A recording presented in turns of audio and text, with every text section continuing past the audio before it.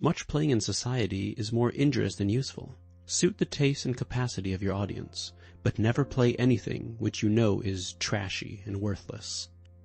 Do not miss an opportunity of practicing music in company with others, as for example in duets, trios, etc. This gives you a flowing and elevated style of playing and self-possession. Frequently accompany singers. If all would play first violin, we could not obtain an orchestra. Therefore, esteem every musician in his place. Love your peculiar instrument, but be not vain enough to consider it the greatest and only one. Remember that there are others as fine as yours. Remember also that singers exist, and that numbers, both in chorus and orchestra, produce the most sublime music. Therefore, do not overrate any solo. As you grow up, become more intimate with scores or partitions than with virtuosi. Frequently play the fugues of good masters, above all those by Johann Sebastian Bach. Let his well-tempered harpsichord be your daily bread. By these means you will certainly become a proficient. Let your intimate friends be chosen from such as are better informed than yourself. Relieve the severity of your musical studies by reading poetry. Take many a walk in the fields and woods. From vocalists you may learn much, but do not believe all that they say. Remember, there are more people in the world than yourself. Be modest. You have not yet invented nor thought anything which others have not thought or invented before. And should you really have done so, consider it a gift of heaven which you are to share with others. You will be most readily cured of vanity or presumption by studying the history of music and by hearing the masterpieces which have been produced at different periods.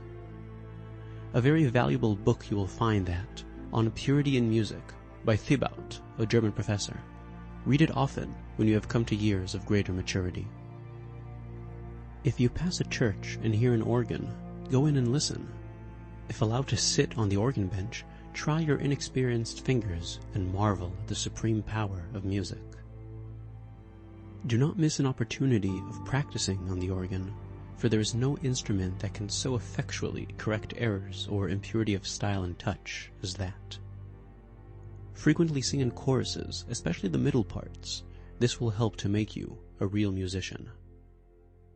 What is it to be musical?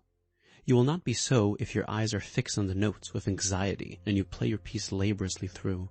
You will not be so if, supposing that somebody should turn over 2 pages at once, you stop short and cannot proceed. But you will be so if you can almost foresee in a new piece what is to follow, or remember it in an old one. In a word, if you have not only music in your fingers, but also in your head and heart. But how do we become musical? This, my young friend, is a gift from above.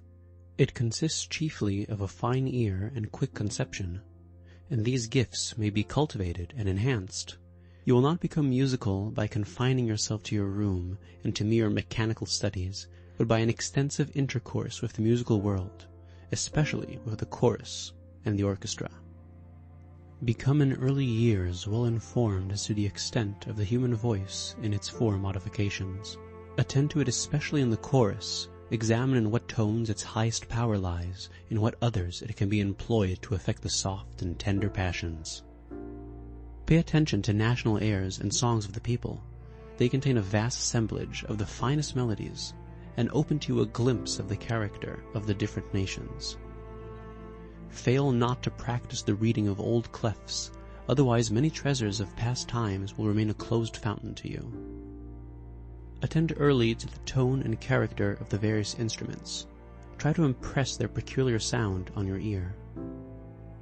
Do not neglect